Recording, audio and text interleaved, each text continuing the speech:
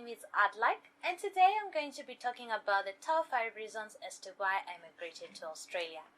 And the first reason is the climate. Okay, so I say, as I told you before, I live in Perth.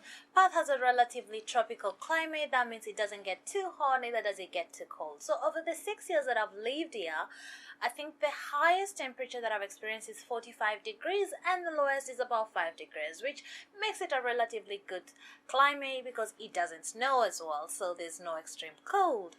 The second reason as to why I migrated to Australia is, of course, because as a student, you're allowed to work for 20 hours a week, which makes it 40 hours a fortnight.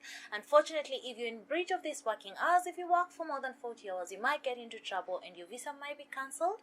However, during the holidays, you're allowed to work on a full-time basis. That means during the school hours or during the school schedule, you're only allowed to work 20 hours a week, but when the school is closed, you're allowed to work on a full-time basis. And I cannot tell you how this helps students a lot to actually raise their school fees for the next semester. So even if you don't have all your finances together, it can go a long way to help you pay your next semester's school fees. The third reason is, of course, the job opportunities. It's unbelievable that Australia only has a 5.2% unemployment rate. That means that you're able to find employment with ease, and also there's a minimum wage, but that is set by the government of $19 an hour, which is pretty good. That means you're able to earn your living, pay your utilities, and you're able to live a pretty decent life as a student.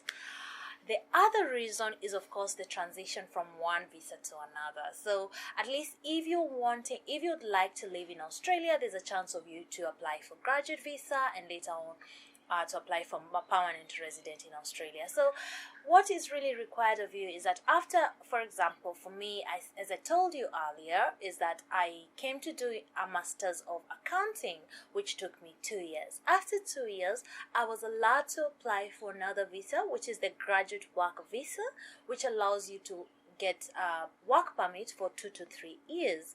So the requirements for this particular visa is for you to have completed your studies, of course, and to also do your English test and get an overall band of 6, which is quite achievable. So you can choose whatever English test that you prefer, whether it's the PT test, which is computer based, or the IELTS or the TOEFL test. So once you have a 6 and you've completed your studies, you can apply for the graduate work visa, which will allow you to work on a full-time basis for 2 years to 3 years. So this helps students to actually gain the relevant experience. So if you're planning to go back to your country, you not only go back with an overseas qualification, but you also have at least work experience that is relevant to your career. As well as for people who would love to live in Australia, it's a good opportunity for you to organize all your documents so that you're able to transition to the permanent residence. So personally, as I said, I've lived for 6 years. After 4 years, I was able to gain my permanent resident in Australia, but I'm going to be talking about how to get your permanent residence in Australia in my next video. So kindly subscribe and hit that notification button so that you do not miss out on that video. The other aspect is, of course, racism in Australia. So, and how friendly it is to migrants. I found Australia to be very, very good in terms of racism. In my experience, I have not experienced any racism at all. Having spoken to friends, some of them have said there's been racism on a very low-key basis, so nobody is going to utter racist insults to you because, of course, people are going to call them out on their bullshit. So it's very immigrant friendly. Also, another fun fact is that 29% of Australians are immigrants. So you'll find people of all nationalities: Indians, Chinese, Pakistani, Bangladesh, Africans from all the different African countries, Brazilians, every other nationality is represented. Actually, from the year 2018, I actually read that there's actually every country in the world is represented in Australia. So that means it's a very multicultural country.